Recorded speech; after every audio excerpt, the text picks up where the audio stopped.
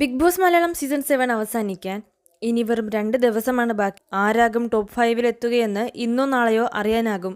ആദില കൂടെ കഴിഞ്ഞ ദിവസം എവിക്റ്റായതോടെ 6 പേരാണ് ഇനി ഷോയിൽ അവശേഷിക്കുന്നത്. നൂറ, അനുമോൾ, അനീഷ്, അക്ബർ, ഷാനവാസ്, നെവിൻ എന്നിവരാണ് അത്. ഫിനാലെയോടനുബന്ധിച്ച് എവിക്റ്റായി പോയ മത്സരാർത്ഥികൾ തിരിച്ചു വരികയും അവർ അനുമോൾക്കെതിരെ ഉന്നയിച്ച ആരോപണങ്ങൾ വലിയ തോതിൽ ചർച്ചയാകുകയും ചെയ്തിരുന്നു. ഇതിനിടയിലാണ് അനുമോൾ തനിക്ക് PR-ന്റെ നമ്പർ എഴുതി കൊടുത്തിട്ട് അക്ബറിനെതിരെ തിരിയണമെന്ന തരത്തിൽ പറഞ്ഞുവെന്ന ആരോപണം ആദില ഉന്നയിക്കുന്നത്. ഇക്കാര്യത്തിൽ തന്റെ ഭാഗം വ്യക്തമാക്കിയിരിക്കുകയാണ് അനുമോൾ. ഷാനവാസിനോടായിരുന്നു അനുമോളുടെ പ്രതികരണം. ആ നമ്പർ എൻ്റേതാണ്. എൻ്റെയും അച്ഛൻ്റെയും അമ്മയുടെയും നമ്പർ മാത്രമേ എനിക്ക് കാണാതെ അറിയാവൂ.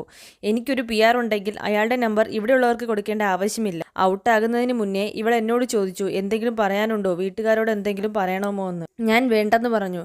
എന്നിട്ട് പറഞ്ഞു ഇവിടെ നടക്കുന്ന കാര്യങ്ങൾ പറയെന്ന് അനുമോൾ പറയുന്നു. ഇവിടെ നടക്കുന്ന പ്രശ്നം അതാണോ എന്നായിരുന്നു അനുമോളോട് ഷാനവാസ് ചോദിച്ചത്. അതായിരിക്കും, എനിക്കറിയില്ല എന്നും അനു പറയുന്നു. അവളാണ് ഇങ്ങോട്ട് ചോദിച്ചത്. അവൾക്ക് അന്ന് അക്ബറിനോട് വലിയ ദേഷ്യമായിരുന്നു. എന്തോ ആകട്ടെ, ഞാൻ എന്താണ് പറഞ്ഞതെന്ന കാര്യം എനിക്കറിയണമല്ലോ നമ്പർ കൊടുത്തതെന്ന് അനുമോൾ കൂട്ടിച്ചേർക്കുന്നുമുണ്ട്. ബിഗ് ബോസ് മലയാളത്തിന്റെ ചരിത്രത്തിലെ തന്നെ ഏറ്റവും നാടകീയത നിറഞ്ഞ അന്ത്യത്തിനാണ് സീസൺ 7 സാക്ഷ്യം വഹിച്ചുകൊണ്ടിരിക്കുന്നത്. അടുത്ത സുഹൃത്തുക്കളായിരുന്നവർക്കിടയിലുണ്ടായ ആരോപണവും അതിനെ തുടർന്നുണ്ടായ വൈകാരിക പിരിമുറുക്കവുമായിരുന്നു ഹൗസിലെ ഇന്നലത്തെയും ഹൈലൈറ്റ്.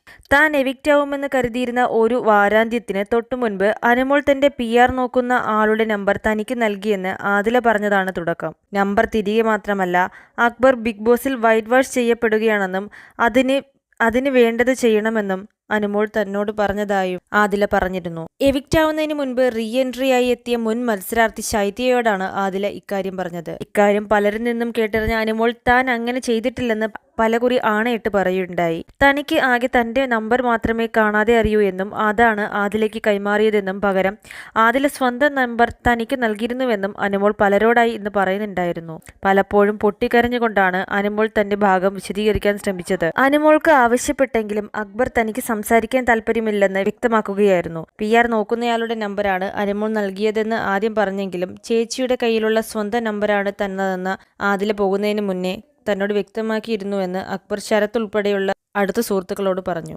എന്നാൽ അപ്പോഴും തന്റെ കാര്യം അതേപോലെ തന്നെയാണ് ആദിലയോട് അനുമോൾ പറഞ്ഞതെന്നും അക്ബർ വ്യക്തമാക്കി. ഇതിനിടെ നൂറയോട് ഇക്കാര്യത്തിൽ വിശദീകരണം ചോദിക്കാൻ അനുമോൾ ചെന്നെങ്കിലും നൂറ അത് അനുമോളും ആദിലയും തമ്മിലുള്ള കാര്യമാണെന്ന് പറഞ്ഞൊഴിഞ്ഞു മാറുകയായിരുന്നു. താൻ നമ്പർ എഴുതി നൽകിയ ടിഷ്യൂ പേപ്പർ നോക്കാമോ എന്ന് അനുമോൾ ചോദിച്ചെങ്കിലും അത് വേസ്റ്റ് ബിന്നിൽ കളഞ്ഞു എന്നായിരുന്നു നൂറയുടെ മറുപടി.